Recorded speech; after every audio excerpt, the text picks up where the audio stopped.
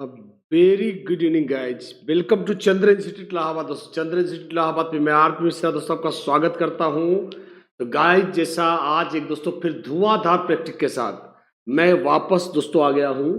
और चले गाइज कल थोड़ा सा क्लास हो नहीं पाई थी दोस्तों, तो there is a little bit of information about NIOS guys. थोड़ा सा NIOS गाइज के बारे में थोड़ा सा इंफॉर्मेशन थी, but now everything is set in order. थोड़ा सा दोस्तों I am not feeling well today, मेरी तबीयत थोड़ा दोस्तों ठीक नहीं है, but let's go with full जोश। I mean the josh that you just usually found in my practices. I hope that is going to remain intact. जैसा का तैसा दोस्तों मिलेगा वह जोश। तो चलिए एक बार शुरू करते हैं दोस्तों। The good news for you is guys 17 जनवरी रात 8 बजे चाइल्ड साइकोलॉजी की दोस्तों मैराथन में आरपी मिश्रा लेकर आऊंगा दोस्तों, and it is going to be a good very good class दोस्तों। टारगेट इज टू क्रॉस 50,000, 50,000 दोस्तों। बस सिर्फ इतना करिए गाइज। आई नो इस मैराथन से दोस्तों हजारों लाखों लोग लाभान्वित होते दोस्तों। The only thing that you can do in the respect of this institute is that you just come live दोस्तों। जो कुछ भी आप इस इंस्टीट्यूट के सम्मान में कर सकते हैं वो सिर्फ इतना है कि प्लीज आप लाइव आइए, लेट्स मेक अ रिकॉर्ड दोस्तों। अगर सिर्फ देखिए दोस्तों काफी वक्त हो गया मुझे इस इंडस्ट्री में दोस्तों, इसलिए मैं चाहता हूं कि सम्मान के लिए सिर्फ आप लाइव आए। Rest of the thing I am going to do myself, मैं खुद करूंगा दोस्तों बाकी चीजें। Just do one thing guys, please come live, let's enjoy, let's discuss and let's get ready for this miraculous show. आइए दोस्तों इस धुआंधार show के लिए दोस्तों ज्यादा से ज्यादा शेयर करें, ज्यादा से ज्यादा फ्रेंड्स को, रिलेटिव्स को, जो भी आपके ग्रुप में हैं उन्हें दोस्तों शेयर करें। तो आइए दोस्तों शुरुआत करते हैं आज के इस धुआंधार सेशन का। वास्तविक जिंदगी से गणित का संबंध बनाने के लिए और अंतर विषयों को विकसित करने के लिए देखिए दोस्तों निम्नलिखित में से किन मूल्यांकन योजनाओं का उपयोग किया जाता है। क्षेत्रीय भ्रमण, आइए दोस्तों देखते हैं। मौखिक परीक्षा ड्रिल कार्यपत्रक, सर्वेक्षण परियोजना जांच सूची, क्षेत्रीय भ्रमण मौखिक परीक्षा जांच सूची, क्षेत्रीय भ्रमण सर्वेक्षण परियोजना। हो जाए दोस्तों एक बार आइए। चलिए दोस्तों आज का ये पहला क्वेश्चन, मैं चाहूंगा आप उत्तर बताएं, और ना केवल उत्तर बताएं बल्कि एकदम सही उत्तर बताएगा। लेट्स गो, आइए। यस आइए तो yes, this is going to be the very first question of the day. आज का पहला क्वेश्चन दोस्तों, वास्तविक जिंदगी से गणित का संबंध बनाने के लिए और अंतर विषयों को विकसित करने के लिए निम्नलिखित में से किन मूल्यांकन योजनाओं का उपयोग किया जा सकता है। तो guys let me check your answers. मैं आपके उत्तर चेक करता रहूंगा guys, and that's very true. बिल्कुल सही उत्तर दोस्तों, ध्यान से सुनेंगे। मौखिक में परीक्षा में समाज नहीं आ पाएगा। The right answer is guys D for Denmark. क्या क्षेत्रीय भ्रमण से भी वास्तविक जिंदगी से बच्चा करेक्ट होगा। सर्वेक्षण में भी बालक वास्तव, भाई सर्वेक्षण कहाँ होगा, रियल लाइफ पे ही तो सर्वेक्षण होगा। और दोस्तों अंततः परियोजना दोस्तों, प्रोजेक्ट। मैंने आपको बोला था किलपैट्रिक ने प्रोजेक्ट की डेफिनेशन क्या दी है दोस्तों। किलपैट्रिक ने कहा वास्तविक जीवन में, वास्तविक परिस्थितियों में किया गया वास्तविक कार्य ही क्या है, प्रोजेक्ट है। तो इस हिसाब से गाइज हर हालत में सही उत्तर क्या होगा, the right answer is guys D for Denmark. Let's go to the next question. अगले क्वेश्चन पे चलेंगे। क्वेश्चन नंबर 2 गाइज, आइए शुरू करते हैं। आइए। प्रतिभावान लड़की घर में बैठना कम पसंद करती है तथा अधिक क्रियाशील तथा झगड़ालू होती है। यह कथन किसका है गाइस, स्ट्रो का, स्किनर का, हीली का, वुडवर्थ का। आइए दोस्तों शुरू करते हैं। लेट्स गो, आइए आइए। बहुत अजीब दोस्तों, बहुत ही दमदार कथन है। या दोस्तों CTT में आया प्रश्न है, ये भी मत सोचिएगा। एक साल दोस्तों CTT में ही जूनियर में प्रश्न पूछा गया है।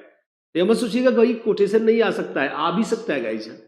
I mean this is quite possible दोस्तों। मुझे मालूम है आप में से काफी बच्चों को इसका उत्तर मालूम है। लेट्स गो, आइए। What is the right answer. प्रतिभाशाली लड़की घर में बैठना कम पसंद करती है तथा अधिक क्रियाशील तथा झगड़ालू होती है। यह कथन किसका है guys. Let's go, your answers are getting very slow. Let's go दोस्तों, ध्यान सुनेंगे। देखिए गाइज होता क्या है, प्रतिभाशाली लड़की क्योंकि वह अन्य आम लड़कियों की अपेक्षा वो ज्यादा इंटेलिजेंट होती है, तो उसे दोस्तों क्या लगता है कि क्योंकि मेरे कौशल बहुत ही ज्यादा विकसित हैं, या I have a very sharp intelligence या माइंड, या मानसिक क्षमताएं मेरी बहुत तेज हैं, तो वो ये चाहती है कि मुझे घर पे क्यों बैठाया जाए, मुझे कोई घर पे क्यों बैठाए। इसलिए दोस्तों उसे लगता है दोस्तों, इसलिए कई बार अपने गार्जियन से लड़ पड़ती है दोस्तों, कई बार वो अपने गार्जियन से लड़ पड़ती है। और दोस्तों इसलिए एक बार देखेंगे guys, yes let's go, yes and the right answer is guys, yes the right answer is guys Skinner. सही उत्तर है दोस्तों स्किनर। हिलीट्रो, बदले नामों पे मत जाइए दोस्तों। B for Bombay is the right answer. Let's go, आइए क्वेश्चन नंबर 3, निम्नलिखित में से किसने कहा कि विकास परिवर्तन श्रृंखला की वह अवस्था है जिसमें बालक, देखिए दोस्तों पढ़ाया हुआ है, भले आपको इवन सीटीटी में भी डेफिनेशन इसलिए पढ़ाई, क्या विकास परिवर्तन श्रृंखला की वह अवस्था है जिसमें बालक भ्रूणावस्था से लेकर प्रौढ़ावस्था तक गुजरता है। यह किसने कहा है? हरलॉक ने कहा है, जेम्स ट्रेवर ने कहा है, मुनरो ने कहा है, इनमें से कोई नहीं गया। लेट्स गो, आइए शुरू करते हैं। Yes I, yes let's go, yes I, let's go. निम्नलिखित में से किसने कहा है कि विकास परिवर्तन श्रृंखला की वह अवस्था है जिसमें बालक भ्रूणावस्था से लेकर प्रौढ़ावस्था तक गुजरता है, विकास कहलाता है? किसने कहा है? गाइज कई पार्टियों को हूबहू ये लाइनें लिखवा चुका हूं और यह डेफिनेशन दी है गाइज किसने? मुनरो ने। यह डेफिनेशन किसकी गाइज? मुनरो की। लेट्स गो, अगला चलेंगे दोस्तों अगले क्वेश्चन पे, क्वेश्चन नंबर 4। आइए, स्किनर के सिद्धांत के अनुसार सीखने में प्रतिवादी अनुक्रिया वह अनुक्रिया है जो ऑप्शन ए स्पष्ट उद्दीपन द्वारा उत्पन्न होती है, अस्पष्ट उद्दीपन द्वारा उत्पन्न होती है, ऐच्छिक स्वरूप वाले उद्दीपन द्वारा उत्पन्न होती है, इन सभी द्वारा उत्पन्न होती है। आइए दोस्तों, आइए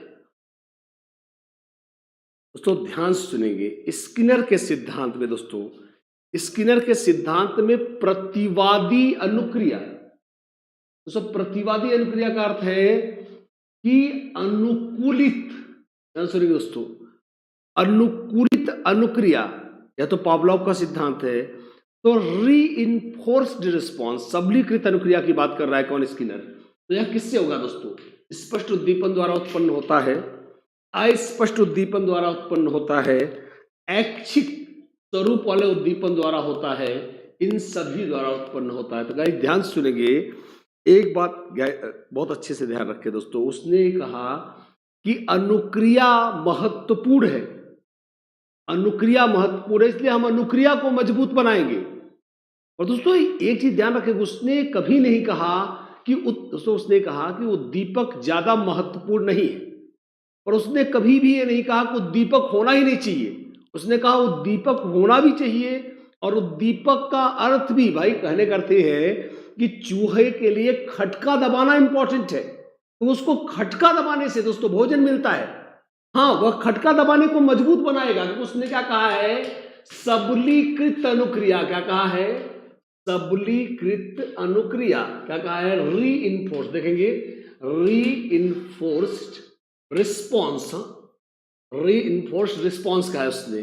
और दोस्तों उसने कहा भाई अगर हमको अर्थ ही नहीं पता होगा उद्दीपक का, तो कौन सा अनुक्रिया मजबूत बनाएंगे? So the only and only right answer is guys C, no, A for America is the right answer दोस्तों। स्पष्ट उद्दीपन, गलती से दोस्तों इसका उत्तर डी तो मारिएगा नहीं।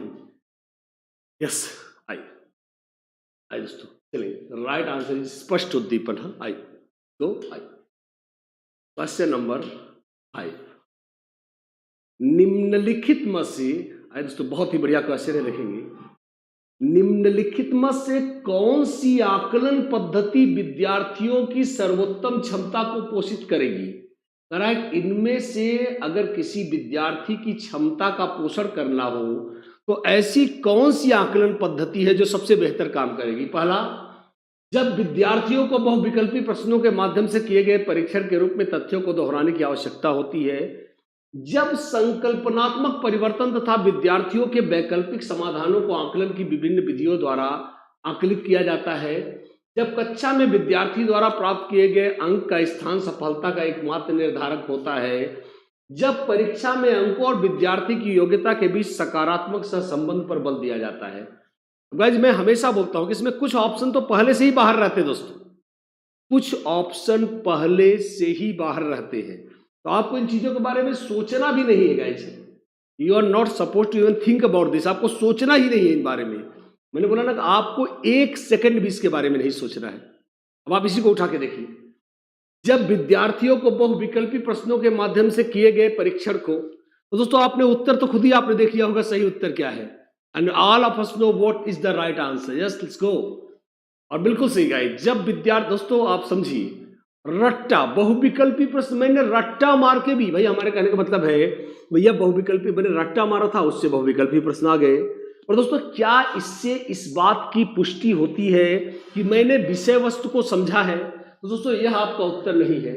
कराए जब सिर्फ अंकों को, भैया अगर आप अच्छे नंबर लाए होंगे तभी आपको जीनियस माना जाएगा, तो सिर्फ अंकों को सफलता का एकमात्र निर्धारक नहीं माना जा सकता, अर्थात दोस्तों ये भी गलत है।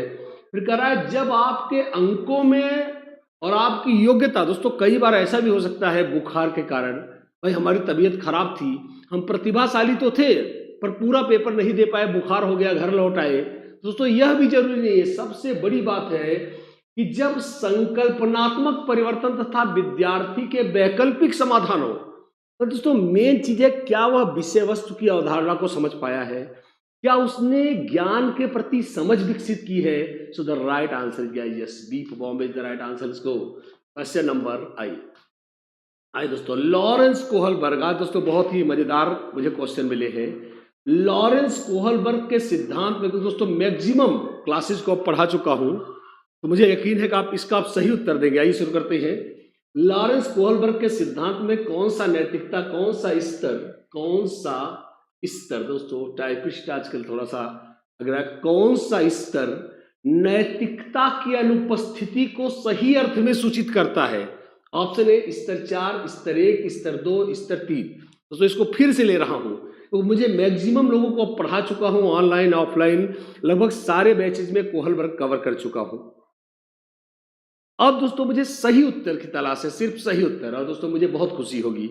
और दोस्तों मैं देख रहा हूं कि हमारे बच्चे धुआंधार तेजी से उत्तर दे रहे हैं। I am very proud of guys, आपने बिल्कुल सही उत्तर दिए गाइज, बिल्कुल और बिल्कुल सही उत्तर। तो आइए दोस्तों एक बार देखते हैं सही उत्तर क्या है।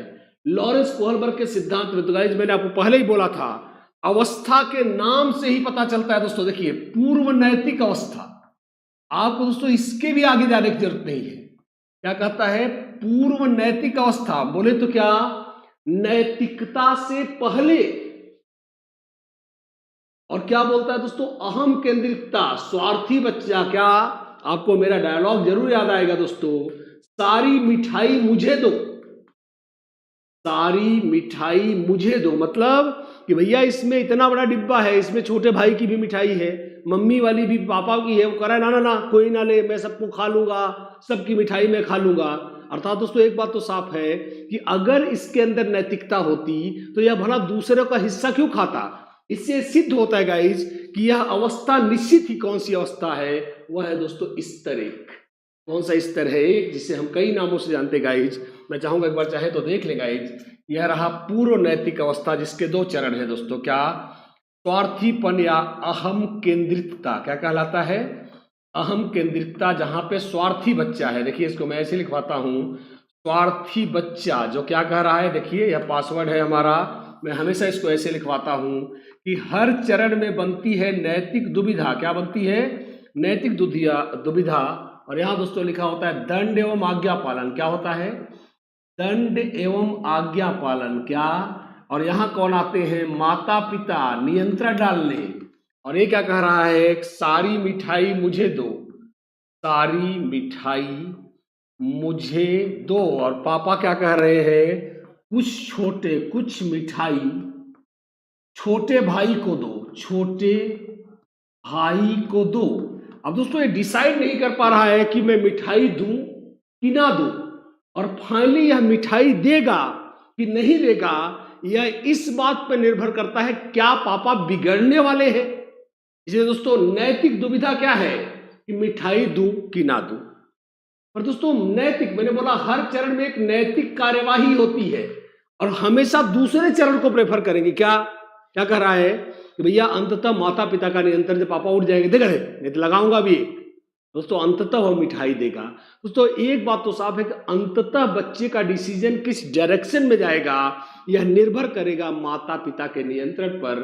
So the right answer is guys A for America. Let's go to the next question. दोस्तों आज के सारे क्वेश्चन ऐसे ही दोस्तों आइए। सीखने संबंधी निर्योग्यताएं कहां पाई जाती है दोस्तों? आइए इसको आइए। पहला, उन बच्चों में पाई जाती है जिनके पैतृक अभिभावक इस प्रकार की समस्याओं से ग्रसित होते हैं।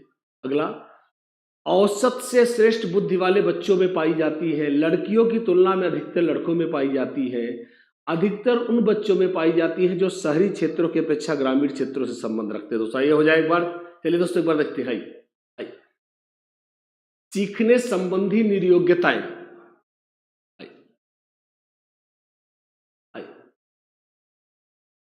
दोस्तों ऐसा एक बार गेस करेंगे। एक दमदार क्वेश्चन दोस्तों, very very important question and a good one. Yes बिल्कुल, नैतिक दुविधा। मुझे अच्छा लगा मेरे बच्चों, मुझे भी अच्छा लगा। आपने बहुत ही भयंकर कवर किया। देखिए दोस्तों, जब आप कोई चीज जवाब दे ले जाते हो तो मुझे भी दोस्तों रियल में अच्छा लगता है। जरूर कुछ ना कुछ अच्छा होता है दोस्तों। आइए देखिए गाइज, सीखने संबंधी निर्योग्यताएं। देखिए दोस्तों, सीखने संबंधी निर्योग्यता, देखिए गाइज यह बहुत ही अजीब, it is one among the most dangerous questions and the right answer is guys. देखिए दोस्तों होता क्या है, यह दोस्तों पूरा साइंस पर आधारित प्रश्न है। यहाँ लॉजिक का कोई अर्थ नहीं दोस्तों। जैसे कलर में देखिए दोस्तों, ज्यादा आपको एक्सप्लेन पर इतना, जैसे कलर ब्लाइंडनेस हो गया, हीमोफीलिया हो गया, ये चीजें जैसे जन्मजात होती है दोस्तों, उसी तरह से जैसे कलर ब्लाइंडनेस। अब दोस्तों यह निर्योग्यता कि बच्चा लाल और हरा रंग में अंतर नहीं कर पा रहा है, तो यह निर्योग्यता रियल में आती है पेरेंट्स में। और यहाँ इसका उत्तर भी गाइज यही है। तो बाकी सारे ऑप्शन दोस्तों क्या है, औसत से श्रेष्ठ बुद्धि वाले बच्चों में पाई जाती है। तो क्या देखिए दोस्तों, रिवर्ट करके उत्तर सिद्ध करने की कोशिश कर रहा हूं। अगर आपको लगता है कि सर ने वाला उत्तर गलत बताया है तो मैं दोस्तों रिवर्ट कर रहा हूं। क्या कि औसत से श्रेष्ठ बुद्धि वाले बच्चों में पाई जाती है, अर्थात क्या मंद बुद्धि में कोई भी अधिगम निर्योग्यता नहीं पाई जाएगी, अर्थात यह ऑप्शन हमारा गलत है दोस्तों। लड़कियों की तुलना में अधिकतर लड़कों में पाई जाती है, यह भी दोस्तों गलत है। अधिकतर उन बच्चों में पाई जाती है जो शहरी क्षेत्रों के, अरे भैया अरे यार ऐसा थोड़ी होता है कि जो गांव में रहता है वो अधिगम निर्योग्य होता है, ऐसा बिल्कुल नहीं guys. So the right answer is, यह पूरा साइंटिफिक स्टेटमेंट है गाइस, इसलिए the right answer is a for America. Let's go question number 8 देखेंगे दोस्तों। आइए शुरू करते हैं। बहुत बढ़िया दोस्तों, कल एक लड़के ने मुझे एक क्वेश्चन भेजा था, तो दोस्तों ले नहीं पाया, तो उसने सोचा कि आरपी सर ने शायद इस क्वेश्चन को इग्नोर कर दिया। तो बाबू अब आपका एक क्वेश्चन मैं ले रहा हूं, एक बार उत्तर देख लेंगे। सोहन ने राम को थप्पड़ मारा था, राम ने इसका बदला सोहन की बहन को पिटवा कर लिया। इस उदाहरण में राम द्वारा सोहन के प्रति दिखाई गई आक्रामकता को क्या कहा जाएगा? साधनात्मक आक्रामकता, वैरपूर्ण आक्रामकता, अंतः आक्रामकता, बाह्य आक्रामकता। दोस्तों वैसे तो आप नाम से ही समझ गए होंगे दोस्तों, इसको बोलते हैं आप, वैसे तो मुझे यकीन है कि नाम से ही समझ गए होंगे कि क्या कहना चाहता है। आइए दोस्तों देखेंगे, अच्छा लग रहा है। कुछ दोस्तों धुआंधार क्वेश्चन है आज हमारे पास, फिर से देखेंगे। कह रहा है कि सोहन ने राम को थप्पड़ मारा था, राम ने इसका बदला सोहन की बहन को पिटवा कर लिया। इस उदाहरण में राम द्वारा सोहन के प्रति दिखाई गई आक्रामकता को क्या कहेंगे? दोस्तों वैसे तो आप नाम से ही समझ गए होंगे। सही उत्तर क्या है दोस्तों? सही उत्तर क्या है?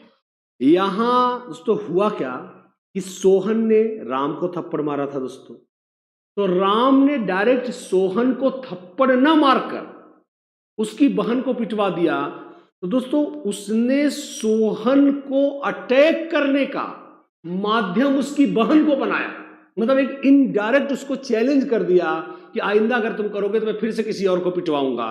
तो दोस्तों इस प्रकार से उसने उसकी बहन को अपना गुस्सा निकालने का माध्यम बनाया है। अर्थात फिर से सुनेंगे, सोहन की बहन को राम ने माध्यम बनाया है, साधन दोस्तों बनाया है। साध्य का क्या? साध्य क्या था कि भाई सोहन को नुकसान पहुंचाना, किसी न किसी को तो पिटवाना है। मान लो दोस्तों उसने सोहन को नहीं पिटवाया, सोहन की बहन को पिटवा दिया। तो गाइस कहने का अर्थ है कि यहां इसको माध्यम बनाया गया है। क्या बनाया गया है? माध्यम बनाया गया है। और यह है गाइस इंस्ट्रूमेंटल, क्या है?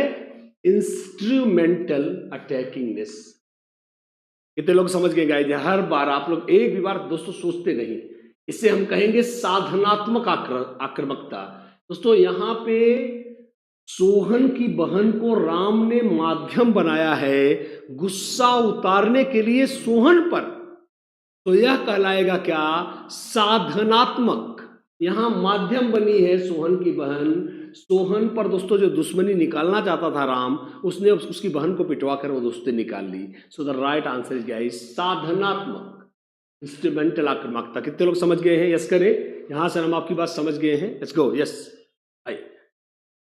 यहां वैर पूर्ण नहीं दोस्तों, साधनात्मक आक्रामकता किसी दूसरे पर। एक बार यस करें सब लोग। आंसर हम समझ गए हैं। इसको तो कभी भी आप लोग पता है गाइस, हिंदी में आप लपेटे जा रहे हो। आपकी सबसे बड़ी समस्या यह है कि आप अभी भी सिर्फ हिंदी में ही लपेटे जा रहे हैं। आपको सीधा सीधा जान लेना चाहिए कि इसमें देखिए, फिर से क्वेश्चन देखें। सोहन ने राम को थप्पड़ मारा था, राम ने इसका बदला सोहन की बहन को पिटवा कर लिया। मतलब उसने राम को नहीं, ध्यान सुनिए दोस्तों, राम ने सोहन को डायरेक्ट नहीं पिटवाया, उसने इसका बदला लेने के लिए उसकी बहन को सोहन के क्या किया? माध्यम बनाया। तो दोस्तों यह साधनात्मक, इंस्ट्रूमेंटल, वह माध्यम बनती है गुस्सा उतारने का। इसलिए इसका उत्तर क्या होगा गाइस? साधनात्मक आक्रामकता। क्या हम रेडी है? Let's go. शुरू करते हैं दोस्तों। क्वेश्चन नंबर 9, निम्नलिखित में से कौन सा एक सही मिलान वाला जोड़ा है? आइए दोस्तों शुरू करते हैं। मैं चाहता हूं दोस्तों, क्योंकि इस समय बात चल रही है पियाजे को हम कवर कर रहे हैं, इसलिए मुझे बताएं। दोस्तों पियाजे पे कुछ क्वेश्चन कवर किए गए। निम्नलिखित में से कौन सा एक सही मिलान वाला जोड़ा है? ऑप्शन ए औपचारिक संक्रियात्मक बच्चा, अनुकरण, प्रारंभ, कल्पना परक खेल। आइए। शैशवावस्था तर्क का अनुप्रयोग और अनुमान लगाने में सक्षम, पूर्व संक्रियात्मक बच्चा, निगमनात्मक विचार, मूर्त संक्रियात्मक बच्चा, संधारण करना। तो संधारण का अर्थ है दोस्तों संरक्षण, संरक्षण करना या वर्गीकरण करने योग्य। तो अगर एक भी ऑप्शन बता दीजिए कि सर आपने नहीं पढ़ाया गया, चाहे नया बैच बताइए चाहे पुराना बैच, मैच करिए और मुझे बताइए इनमें से किसके गुण, आपको फिर से बताता हूं इसमें क्या बताना है, इसमें से किसके गुण अवस्था के अनुसार सही दिए गए हैं, बस यही बताइए मुझे। हाँ इसको आई शुरू करते हैं। Yes I. मुझे भी अच्छा लगेगा दोस्तों, आपको भी अच्छा लगेगा। हमको आप बताना क्या है कि इन चारों चरणों में से कौन से चरण के गुण। दोस्तों यहाँ पे शैशवावस्था का अर्थ है संवेदी पेशी। देखिए गाइस, कभी कभी ऐसे भी हो सकता है, शैशवावस्था को क्या बोलता है? संवेदी पेशी। तो आपको बताना है किसके वाले के सही दिए गए हैं। मैं आपके उत्तर का इंतजार कर रहा हूं दोस्तों। I am waiting for your answer. मुझे आपके उत्तर का इंतजार है और मुझे सही उत्तर आप देंगे तो मुझे अच्छा लगेगा। निम्नलिखित में से कौन सा एक सही मिलान वाला जोड़ा है? और मैं आपको दोस्तों अंत में लॉजिक के साथ जो काम अब मेरे बच्चों, मुझे बहुत खुशी हो रही है, you guys have given me the right answer. दोस्तों शुरू करते हैं। औपचारिक संक्रियात्मक अवस्था तो सही है, पर गुण तो संवेदी के दे रहा है, अनुकरण, प्रारंभ, कल्पना परक खेल, अर्थात यह हमारा सही उत्तर है। दोस्तों मैच हो रहा है या नहीं बताएं? शैशवावस्था दोस्तों संवेदी पे सी लिख रहा है और गुण काहे का दे रहा है? तर्क का अनुप्रयोग और अनुमान लगाने में सक्षम, मूर्त संक्रियात्मक अवस्था के, अर्थात ये भी गलत है गाइज। पूर्व संक्रियात्मक बच्चा, निगमनात्मक विचार दोस्तों आते हैं चौथे वाले में, औपचारिक संक्रियात्मक में, अर्थात ये भी गलत हो गया। सिर्फ दोस्तों मूर्त वाला सही दिया है। मैंने आपको दोस्तों लिखवाया है, बच्चा जान जाता है कि भैया बूंद से कमल का फूल बनाने से कुछ नहीं होता, बूंद वही की वही रहती है, अर्थात थोड़ा बहुत बाहर से चेंज करने पर आकृति में कोई चेंज नहीं आता, या संधारण या संरक्षण है। और दोस्तों वर्गीकरण मैंने आपको बताया था क्या? नहीं आप दोस्तों देख लीजिए, कॉपी मैंने लिखवाया है। वर्गीकरण क्या है? जैसे आपने बच्चे को क्या दिया, 1 2 3 4 5 6, तो उसको काट देगा 1 3 5, विषम संख्याएं 2 4 6 सम संख्याएं, अर्थात समानता और गुणों के आधार पर अलग अलग ग्रुप बनाना शुरू कर देता है गाइस। यह एक बड़ी खास बात होती है इसमें। आइए शुरू करते हैं। Let's go. Yes I. यकीन है दोस्तों कि the right answer is yes, D for Denmark is the right answer. बिल्कुल सही। इसको मेरे बच्चों बहुत अच्छा लगा। आइए। एक बच्ची कहती है, देखिए दोस्तों आपको लिखवाया है, इस बार पूरी तरह से सारे नोट्स में लिखवा रहा हूं। एक बच्ची कहती है धूप में कपड़े जल्दी सूख जाते हैं। यह समझ किसको प्रदर्शित कर रही है? अहम केंद्रित चिंतन को, कार्य कारण को, विपर्य चिंतन को, प्रतीकात्मक विचार को। दोस्तों आई, मुझे अच्छा लगेगा। जाइए इसको। यस यस यस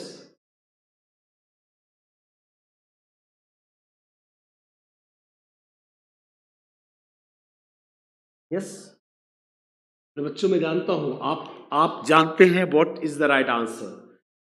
दोस्तों पूरा मैच करिए, आपको इस बार पूरा मैच करके लिखवाया दोस्तों। इसे जीन पियाजे ने अपने सिद्धांत में कार्य कारण संबंध कहा है। दोस्तों सिंपल सी बात है, यह आता है किस अवस्था में?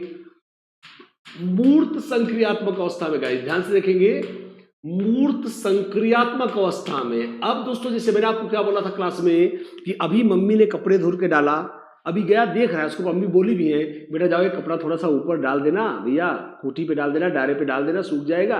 अब वो लेके गया डाल के आया, फिर मम्मी शाम को इसी को बोल रही है बेटा जा अपना बनियान बेटा दोस्तों उतार के ले आ। अब गया बेटा उतार के ले आया, पहन लिया, पर उसको ये समझ में नहीं आता कि गीला कपड़ा सूखा कैसे हो गया। और दोस्तों धीरे धीरे यह बालक जब थोड़ा और बड़ा होता है, पियाजे की तीसरी अवस्था में 7 से 11 या 7 से 12 में एंट्री करता है, तो अपनी मदर से पूछना शुरू कर देता है मम्मी कपड़े कैसे सूखते हैं। दोस्तों तो क्या बोला है उन्होंने, देखो तब एक बच्ची कहती है धूप में कपड़े जल्दी सूख जाते हैं। दोस्तों धूप है कार्य, कपड़ा सूखना क्या है? कार्य, और धूप है उसका कार्य कारण। दोस्तों इसमें गलत दिया है, कार्य कारण दिया है, कार्य कारण होता है दोस्तों, कॉस एंड इफेक्ट, इसको क्या बोलते हैं? Cause and effect relationship. तो the right answer is guys कि B for Bombay. Yes B for Bombay is the right answer guys. हमारे सारे बच्चों ने बिल्कुल सही उत्तर दिया है। आइए दोस्तों शुरुआत करते हैं, going to the next page of the question. अगले क्वेश्चन पे चलेंगे दोस्तों, आइए शुरू करते हैं। पियाजे के अनुसार दोस्तों आज कुछ बड़े ही मजेदार क्वेश्चन आए हैं। पियाजे के अनुसार बच्चों का चिंतन वयस्कों से किस प्रकार से भिन्न होता है? से भिन्न होता है बजाय काहे के, आकार से भिन्न होता है बजाय मूर्त परकता के, प्रकार से भिन्न होता है बजाय मात्रा के, आकार से होता है किस्म के, मात्रा में बजाय प्रकार के। दोस्तों आइए शुरू करते हैं, लेट्स गो। आइए दोस्तों शुरू करते हैं, लेट्स गो। यस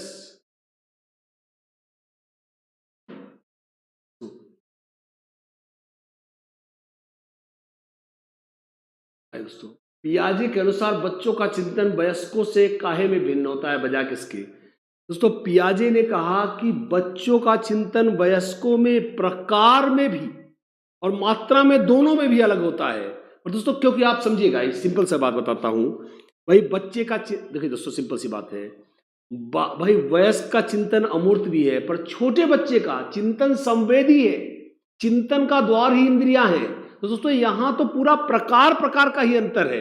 इसलिए दोस्तों उन्होंने कहा पहला अंतर, पहली बात तो मात्रा में के बजाय पहला प्रकार में। दोस्तों इसलिए the right answer is no, प्रकार बजाय मात्रा के। दोस्तों हम रेडी है? Yes B Bombay is the right answer, great. प्रकार में बजाय मात्रा में। दोस्तों उन्होंने कहा पहला अंतर तो प्रकार में पाया जाएगा, मात्रा का अंतर तो बहुत बाद माता है जब एकदम परिपक्व हो जाते हैं, वही ठीक है, मैं भी जानता हूं आप भी जानते हो। दोस्तों वयस्क, उन्होंने कहा सोशल जो मैच्योरेशन होता है, समाज के प्रति जो सामाजिक संचरण होता है उससे। So the right answer is B for Bombay. Let's go to the next question, अगला क्वेश्चन। दोस्तों आज यह क्वेश्चन किसी बच्चे ने मुझे भेजा है। मैंने दोस्तों कई बार बोला है, आपको तमाम नोट्स में लिखवाया, चिंतन में क्या शामिल है गाइज। दोस्तों आप बताइए कौन कौन सी चीज है, जब आपको मैंने लॉजिकली पढ़ाया था, कई बार ऑनलाइन पढ़ाया कि चिंतन में क्या क्या चीजें पक्का होनी चाहिए। ऑप्शन ए प्रतिमा, भाषा, कल्पना, प्रतिव्यक्ति, प्रतिमा, कल्पना, संकल्पना, प्रतिज्ञप्ति, प्रतिमा, भाषा, संकल्पना, प्रतिज्ञप्ति, प्रतिमा, भाषा, संकल्पना, प्रतिज्ञप्ति। दोस्तों हो जाए, आइए शुरू करते हैं, हो जाए।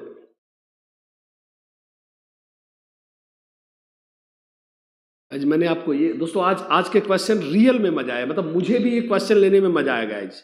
इवन मैं भी बहुत खुशी हूं कि मैंने इन क्वेश्चंस को आज लिया। आइए दोस्तों देखते हैं चिंतन में क्या शामिल है। और दोस्तों मैंने आपको पूरा कवरेज बताया है कि चिंतन में लगभग क्या क्या शामिल है। दोस्तों आइए शुरू करते हैं, लेट्स गो। यस आइए शुरू करते हैं, लेट्स गो। आइए चिंतन में क्या क्या शामिल है? प्रतिमा, भाषा, कल्पना, प्रतिज्ञप्ति। दोस्तों मैंने आपको बोला था कि चिंतन में सबसे बड़ी बात क्या है कि आपके पास एक क्या होना चाहिए दोस्तों, सबसे बड़ी विचार। प्रतिज्ञप्ति क्या है दोस्तों? विचार, मतलब प्रत्यक्षीकरण बोलते हैं इसको। क्या बोलते हैं? प्रत्यक्षीकरण, समस्या की जानकारी। उन्होंने क्या कहा? देखिए दोस्तों, बड़ी मजेदार कहानी है। इसका दूसरा नाम है प्रत्यक्षीकरण, और प्रत्यक्षीकरण का अर्थ है अर्थ को समझना। वो कह रहा है एक तो आपके पास समस्या होनी चाहिए। उसने कहा सिर्फ समस्या ही नहीं होनी चाहिए, बल्कि आपके पास समस्या की पूरी जानकारी भी होनी चाहिए। आपके पास समस्या की पूरी जानकारी होनी चाहिए। और दोस्तों इसलिए उन्होंने कहा और उसने कहा क्या कि जिस वस्तु के बारे में आप सोच रहे हैं उसकी आपके दिमाग में प्रतिमा होनी चाहिए। और आपके पास दोस्तों संकल्पना, सोच, संकल्पना का अर्थ क्या है कि चिंतन के लिए विभिन्न, संकल्पना का अर्थ है विचार होने चाहिए आपके पास। और भाषा, उसने कहा इन तमाम तत्वों को जो आपस में जोड़ती है वही है मेरे बच्चों भाषा। सो the right answer is guys D for Denmark. सही उत्तर क्या है? D for Denmark. और दोस्तों मुझे यकीन है मेरे बच्चों आपने बिल्कुल सही उत्तर बताया। दोस्तों क्या आप सारे लोग जो बी बता रहे थे? दोस्तों कल्पना का होना जरूरी नहीं है। दोस्तों चिंतन में कल्पना, दोस्तों एक बात तो साफ है कि हर चिंतन में कल्पना जरूर है, पर दोस्तों हर कल्पना चिंतन नहीं। आई मीन हर काल्पनिक चीज मतलब दोस्तों कल्पना हमेशा चिंतन में हो यह जरूरी नहीं है। पर दोस्तों एक बात है कि जहां चिंतन है थोड़ी बहुत कल्पना जरूर है। पर फिर से सुनिए, हर कल्पना का चिंतन होना जरूरी नहीं है मेरे बच्चों। सो the right answer is D for Denmark. एक बार यस करें कि हाँ सर हम आपकी बात को समझ रहे हैं, मुझे अच्छा लगेगा। एक बार सब लोग यस करें कि सर आपकी बात को हम बहुत बेहतर समझ रहे हैं, मुझे बहुत अच्छा लगेगा। कंफर्मेशन चाहिए दोस्तों, टोटल कंफर्मेशन चाहिए, टोटल कंफर्मेशन चाहिए। कहाँ? यहाँ दोस्तों लॉजिक पे हम जा रहे हैं, किसी लॉजिक पर, टोटल लॉजिक पूरी तरह से। दोस्तों यहाँ पे लॉजिक चलेगा। ये शुरू करते हैं। चिंतन में क्या शामिल है दोस्तों? चिन्ह, दोस्तों प्रतिमा मतलब चिन्ह, भाषा, इन तत्वों को आपस में। देखिए दोस्तों सिंपल सी बात क्या है, मैं आपको एक बार देहाती तरीके से, एक बार जब समझ में आ जाएगा बताएंगे हाँ सर समझ गए हैं। शायद दोस्तों आज डेटा कम पर आपको समझाऊंगा। दोस्तों चिंतन करने के लिए आपको क्या क्या चाहिए? देखिए पहला प्रत्यक्षीकरण। दोस्तों प्रत्यक्षीकरण का अर्थ होता है समस्या की जानकारी। प्रत्यक्षीकरण का अर्थ है जानकारी, मतलब आपके पास समस्या की जानकारी होनी चाहिए। दूसरा, आपके पास चिंतन करने के लिए मुद्दा या विचार होना चाहिए, और इसे ही कहते हैं क्या? संकल्पना। और दोस्तों आप जिस मुद्दे पर चिन्ह, संकेत, संकेत, हमारे कहने का मतलब है समस्या दे दी गई पर यह नहीं बताया गया कि हमको चक्रवृद्धि ब्याज निकालना है या साधारण ब्याज निकालना है। इसलिए समस्या में संकेत दिया होना चाहिए कि हमको करना क्या है गाइस। अगला चीज है क्या दोस्तों? यह प्रत्यक्षीकरण, मुद्दा, विचार, चिन्ह। अब दोस्तों अगली चीज क्या है? जो अगली चीज है उसे हम कहते हैं क्या? अब आप दोस्तों खुद जरा सोचिए, खुद जरा सोचिए। तो उन्होंने कहा समस्या का प्रत्यक्षीकरण हो। समस्या से जो दोस्तों, समस्या किस मुद्दे पर आधारित है वो मुद्दा हमको मालूम होना चाहिए। और मतलब दोस्तों कोई भी आदमी, जरा आप सोचिए, जब आप चिंतन करेंगे तो किसी मुद्दे पर ही तो चिंतन करेंगे, और दोस्तों उसके लिए आपको चिन्ह मालूम होना चाहिए। और आपको दोस्तों चिन्ह का अर्थ यहाँ संकेत है। क्या है? संकेत है। और दोस्तों उसने कहा कोई वस्तु, क्या भाई किसी चीज पे तो सोचोगे, आप ट्रेन पे सोच रहे हो, इस पंखे पे सोच रहे हो। और लास्ट में उन्होंने कहा कि इन सब को आपस में जोड़ने के लिए क्या चाहिए? भाषा। और यही से पता चलता है कि चिंतन और भाषा एक दूसरे से जुड़े। तो सुनिए, समस्या की पूरी जानकारी, चिंतन किस पे करोगे? कोई ना कोई चिंतन का मुद्दा होना चाहिए। उन्होंने कहा चिन्ह या संकेत, मतलब चिन्ह और संकेत का दोस्तों वस्तु नहीं है, कहने करता अपने को ये बताया जाना चाहिए क्या कि हमको ज्ञात क्या करना है, वरना समस्या का समाधान कैसे होगा? यार दोस्तों चिन्ह और संकेत, वस्तु। भाई चिंतन किस चीज पे? कोई वस्तु पर दोस्तों, हो सकता है वो अमूर्त, मूर्त कुछ भी हो, पर वस्तु का होना जरूरी है। और अंततः दोस्तों इन सबको आपस में कौन जोड़ेगा? The right answer is language. एक बार प्लीज इसका स्क्रीनशॉट लेंगे दोस्तों, एक बार स्क्रीनशॉट ले, बहुत जरूरी था। स्क्रीनशॉट ले फिर आगे चला जाए। चलिए मूड बन गया था दोस्तों, एक बार चलेगा आगे। स्क्रीनशॉट ले फिर आगे चला जाए दोस्तों, प्लीज स्क्रीनशॉट ले। लेट्स गो, जल्दी से स्क्रीनशॉट ले गाइस। यस आइए शुरू करते हैं। Let's go. यस आइए अगला, नेक्स्ट। Yes question number 13। अब देखिए दोस्तों ध्यान सुनेंगे। बच्चों में अतार्किक अतार्किक, ध्यान से सुनेंगे, बच्चों में अतार्किक संक्रियात्मक विचारों की क्षमता होती है। ऑप्शन ए पूर्व संक्रियात्मक अवस्था में, प्राक संक्रियात्मक अवस्था में, मूर्त संक्रियात्मक अवस्था में, औपचारिक संक्रियात्मक अवस्था में। दोस्तों हो जाए, आइए शुरू करते हैं दोस्तों, लेट्स गो, आइए लेट्स गो, आइए दोस्तों। देखिए टाइपिस्ट साहब ने क्या बोलूं दोस्तों, अब एक प्रश्न किसी ने भेजा था, इसका उत्तर देखिए दोस्तों यही होता है। अगर आप पढ़ाते वक्त अपने प्रश्न पे कमांड न करें तो आप कभी उत्तर दे रहे हैं दोस्तों। यहाँ पे अतार्किक नहीं, इस स्टूडेंट ने क्वेश्चन भेजा था उसमें तार्किक है दोस्तों। फिर सुनेंगे, बच्चे में तार्किक संक्रियात्मक विचारों की क्षमता होती है कब? पूर्व संक्रियात्मक अवस्था में, प्राक संक्रियात्मक अवस्था में, मूर्त संक्रियात्मक अवस्था में, औपचारिक संक्रियात्मक अवस्था में। दोस्तों आ जाए, एक बार शुरू करते हैं, लेट्स गो, आइए गाइस। कोई प्रॉब्लम आ रही है या फिर मुझे बताया क्या हमें नेटवर्क अच्छा नहीं मिल पा रहा है? यस, आइए दोस्तों शुरू करते हैं। यस, ओके, आइए, यस, ओहो, ये बात,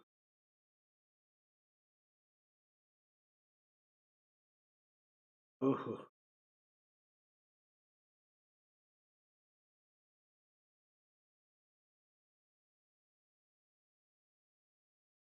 विद्युत को बोलो तुरंत।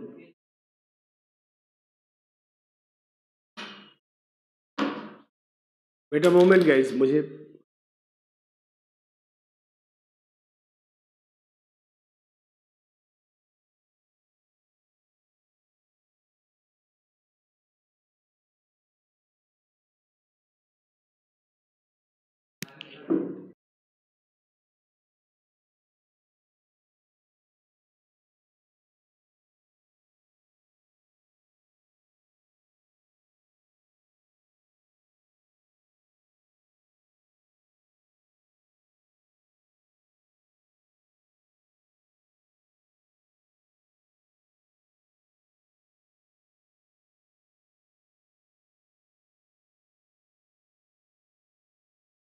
कह रहा था, मुझे बाद में समझ में आया कि आप 7,500 पे रुके क्यों है। ठीक है, I think it's all right now. मेरे ख्याल से अब सब कुछ ठीक है, सब कुछ ठीक है। एक बार देखते हैं, चलिए देखते हैं। बच्चों में तार्किक संक्रियात्मक विचारों की क्षमता होती है पूर्व संक्रियात्मक अवस्था में, प्राक संक्रियात्मक अवस्था में, मूर्त संक्रियात्मक अवस्था में, औपचारिक संक्रियात्मक अवस्था में। चलिए दोस्तों एक बार सब कुछ अब ठीक है। ये बच्चों में तार्किक संक्रियात्मक विचारों की क्षमता होती है पूर्व संक्रियात्मक में, प्राक संक्रियात्मक में, मूर्त संक्रियात्मक में या औपचारिक संक्रियात्मक अवस्था में। गाइज मैंने हमेशा बोला है, हमेशा मैंने बोला है, और आप दोस्तों बिल्कुल सही, मेरे ख्याल से अब ठीक है, अब एकदम बिल्कुल सही दोस्तों, अब ठीक है, अब सब कुछ ठीक है गाइज, बहुत ही ठीक है। आइए दोस्तों सही उत्तर गाइज, देखिए पहले ही मैं बता चुका हूं, पूर्व संक्रियात्मक को ही प्राक संक्रिय, जैसे पूर्व ऐतिहासिक काल कहते हैं उसी को प्रागैतिहासिक काल, क्योंकि प्राक ऐतिहासिक से ग ऑर्डर हो जाता है, प्रागैतिहासिक काल। उसी तरह से प्राक संक्रियात्मक काल को ही बोलते हैं दोस्तों पूर्व संक्रियात्मक काल। दोनों में से कोई उत्तर नहीं होगा दोस्तों। मैंने आपको बराबर बोला है कि इस क्षमता का जन्म होता है किसमें?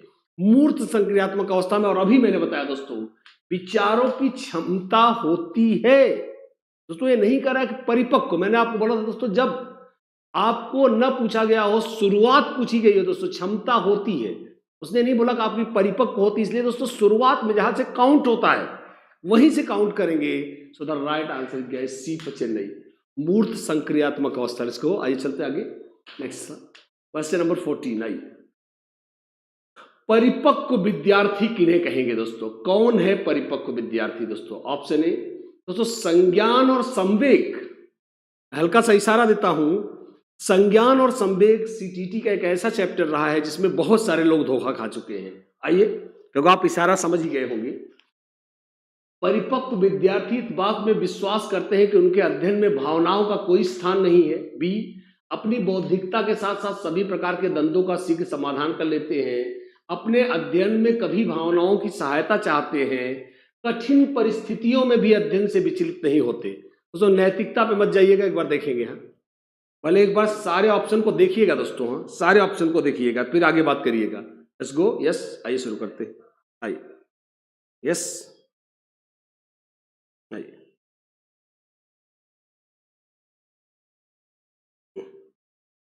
शुरू करते हैं। Let's go. यस, अब मुझे यकीन है दोस्तों सब कुछ ठीक है, मुझे यकीन है। फिर से दोस्तों यही चीज हो रही है। यस,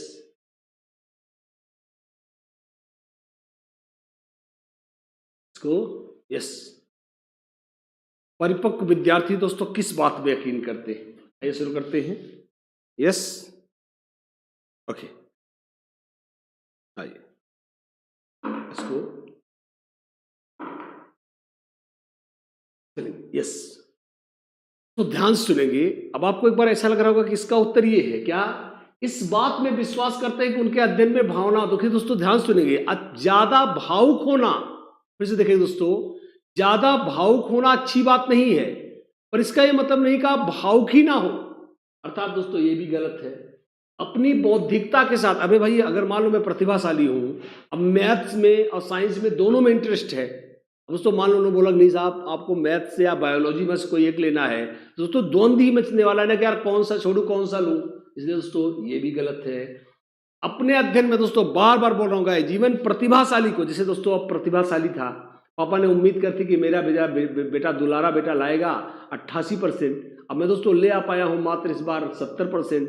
दोस्तों यहाँ पे पापा को बैकअप देना चाहिए, कोई बात नहीं बेटा अगली बार 88% आ भी सकता है। दोस्तों डांटने लगे तो दोस्तों यहाँ भावनात्मक सपोर्ट सभी को चाहिए होता है। So the right answer is guys C for Chennai. सही उत्तर क्या है दोस्तों? सी है। ओहो,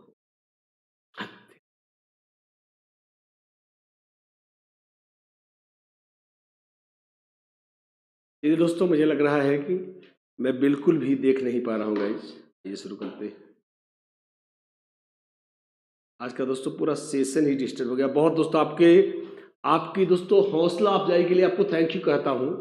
आपने दोस्तों बहुत ही बढ़िया मेहनत की मेरे साथ और हम लोग बहुत बढ़िया कर रहे हैं दोस्तों, पर I think the net is not giving a good company. तो मुझे नहीं लग रहा दोस्तों नेट साथ दे पा रहा है, और आपका दोस्तों बिल्कुल। यस, आइए शुरू करते हैं। अब दोस्तों आपका समर्पण काबिले तारीफ रहा है, रियली दोस्तों। अब मैं नहीं लूंगा क्योंकि आप देख नहीं पा रहे हो।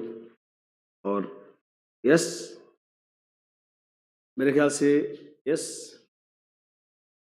तो वीडियो बहुत फंस के चल रहा है, बिल्कुल सही। तो आइए दोस्तों शुरुआत करते हैं। कल एक बार और मुलाकात होगी गाइज। तो आज बहुत ही मेरे पास बहुत तगड़े तगड़े क्वेश्चन थे दोस्तों। I had some very good questions. अब दोस्तों मेरे पास बहुत तगड़ा कलेक्शन था। आई वांटेड टू टेक, आज दोस्तों हमारी बातचीत चल रही थी बढ़िया क्वेश्चंस पे, मुझे अच्छा लगता दोस्तों। Hmm and I had some very good. आप देख सकते हैं 27, 28 दोस्तों लगातार, देखिए आप लगातार। आई हैड 29 दोस्तों कल इसमें से। चलिए गाइज आज इस बात को यहीं तक छोड़ता हूँ दोस्तों, और कल फिर दोस्तों जैसा आप जान सकते हैं, एक बार मैं आपको बता जाऊंगा दोस्तों, जाते जाते जरूर बताना चाहूंगा। जैसा आप जानते गाइज कि नियर अबाउट यस, और दोस्तों यस, तो राइट, जैसा आप देख सकते हैं, फिर से एक बार रिमाइंड करवा देता हूं।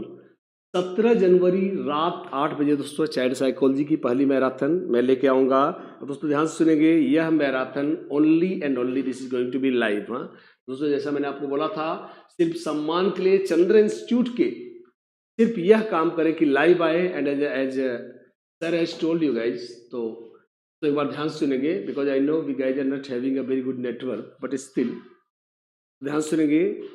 15 जनवरी तक, 15 जनवरी तक चंद्र इंस्टीट्यूट का दोस्तों टीटी, सुपर टीटी, एसटीटी की ऑनलाइन क्लास के लिए दोस्तों, ऑनलाइन क्लास के लिए डेट, ऑनलाइन क्लास के लिए दोस्तों एडमिशन है तो डेट बढ़ा दी गई है। एडमिशन ओपन है guys, yes open, and the most important fact is guys you are still getting that discount of 50%। अभी भी दोस्तों आपको 50% डिस्काउंट मिलेगा दोस्तों, और उसके पाने के लिए दोस्तों सब आसान प्रोसेस है। इस प्रोसेस को दोस्तों आप कैसे ले आएंगे देखेंगे। आप आसानी से दोस्तों जाएंगे चंद्र इंस्टीट्यूट के ऐप को इंस्टॉल करने के लिए गूगल प्ले स्टोर पर, गूगल प्ले स्टोर से आपको दोस्तों वहाँ पे लिखेंगे चंद्रा इंस्टीट्यूट इलाहाबाद, एक ऐप चंद्रा इंस्टीट्यूट इलाहाबाद, आसान है गाइस, चंद्रा इंस्टीट्यूट इलाहाबाद आप लिखेंगे और इस ऐप को दोस्तों आप इंस्टॉल कर लेंगे। इंस्टॉल करके दोस्तों आसान चरणों में आप इससे रजिस्टर कर सकते हैं। You can register it easily, आराम से रजिस्टर कर सकते हैं दोस्तों। और रजिस्टर करने के बाद गाइज आपको जाना है, जैसे आपको चंद्रा इंस्टीट्यूट टीचिंग एग्जाम्स, आपको दोस्तों जब आप रजिस्टर कर लेंगे, जब आप होम पेज पे जाएंगे, once you go to home page, आपको देखना है कॉलम दोस्तों, सबके कॉलम, तो आपको टीचिंग एग्जाम्स, और दोस्तों यही नहीं, आपको UP teaching exams, MP teaching exams इस तरह से मिलेंगे। बस you have to just focus on teaching exams या टीचिंग कोर्सेज।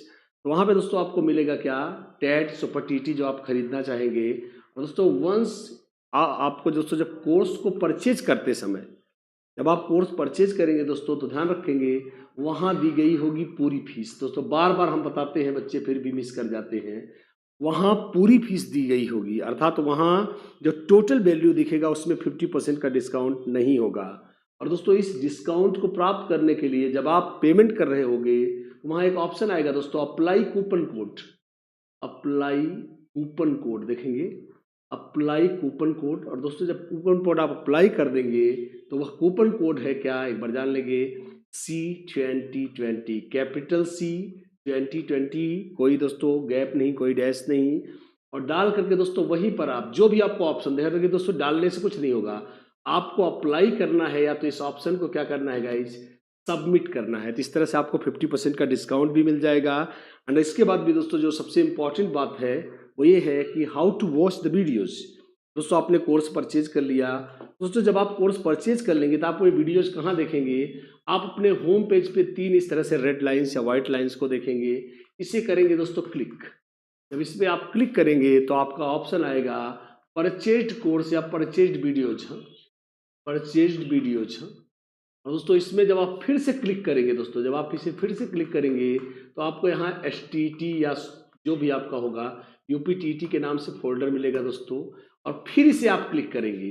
जब इसको फिर से आप क्लिक करेंगे तो यहाँ पे दोस्तों आप ऑल वीडियोज में जाएंगे। कहाँ जाएंगे, ऑल वीडियोज में। देखें आपको ऑल वीडियोज में जाना है और यहाँ फिर से एक बार क्लिक करना है, और उसके बाद आपको कोर्स मिलेगा live Hindi, live math, live Sanskrit, तमाम दोस्तों हमारे गुरुजनों द्वारा। दोस्तों और ध्यान रखेंगे कोर्स क्लासेस पूरी तरह से लाइव है गाइस, आपको लाइव क्लासेस प्रोवाइड कर रहे हैं, रियल टाइम लाइव क्लासेस। आराम से एंजॉय करिए दोस्तों। चंद्र इंस्टीट्यूट का यह ऑफर बना रहेगा आने वाले दोस्तों मकर संक्रांति तक। मकर संक्रांति दोस्तों 14-15 को यह ऑफर बना रहेगा। This is guys one among the last efforts of Chandra institute to give you a golden chance to get admission in Chandra institute guys. तो यह एक दोस्तों एक सुनहरा अवसर है, 15 तारीख तक दोस्तों कोशिश करें, धुआंधार ले एडमिशन।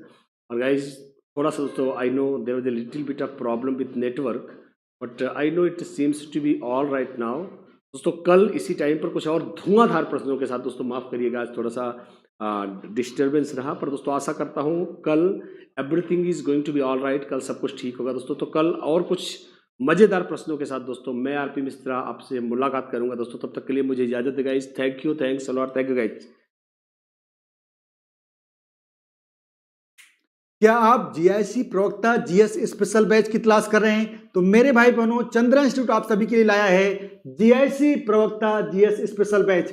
4 जनवरी से ऑफलाइन और ऑनलाइन कक्षाएं प्रारंभ हो रही हैं और प्रथम 100 भाई बहनों के लिए 50% डिस्काउंट भी दिया जा रहा है। देखिए कैसे आप प्रवेश लेंगे, ऑनलाइन प्रवेश कैसे लेंगे, मैं आपको बता दे रहा हूं। प्ले स्टोर से चंद्रा इंस्टीट्यूट इलाहाबाद आप ऐप को डाउनलोड कर लें, क्रिएट अकाउंट, आप अकाउंट को क्रिएट कर लें, और अगर पहले से अकाउंट क्रिएट किया हुआ है तो आप लॉगिन कर लें, और अगर ID पासवर्ड भूल गए हैं तो फॉरगेट पर क्लिक करें। टीचिंग जॉब के अंतर्गत आपको मिल जाएगा GIC lecturer GS full course 2020-21। देखिए एडमिशन लेने से पहले आप C2020 ये कूपन कोड अप्लाई कर देंगे तो आपका फीस 50% डिस्काउंट हो जाएगा। ऑफर में अभी आपको ये कोर्स मिल रहा है। और बाई करने के बाद चंद्रा इंस्टीट्यूट इलाहाबाद के बिल्कुल सामने ये 3 लाइनें मिलेगा, यहाँ पे आप क्लिक करेंगे। क्लिक करने के बाद परचेज कोर्स का विकल्प आएगा, देन परचेज कोर्स पर आप क्लिक करेंगे तो ऑल वीडियोज, मॉडल पेपर, ये सारे विकल्प आएंगे।